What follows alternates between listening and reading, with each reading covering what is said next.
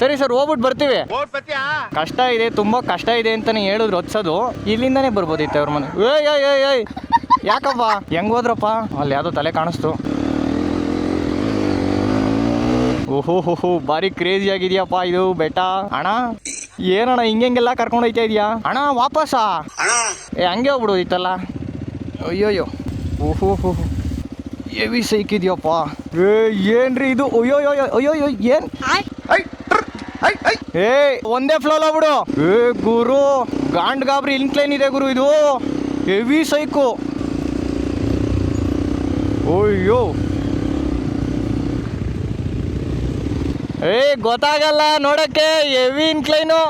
ಒಂದೇ ಫ್ಲೋಲ್ ಹೋಗ್ಬಿಡ್ಬೇಕು. ನಾವು ಗ್ಯಾಪ್ ಕೊಟ್ರೆ ಅವಾಗ್ಲೇ ಸಮಸ್ಯೆ ಆಗೋದು. ಓಕೆನಾ?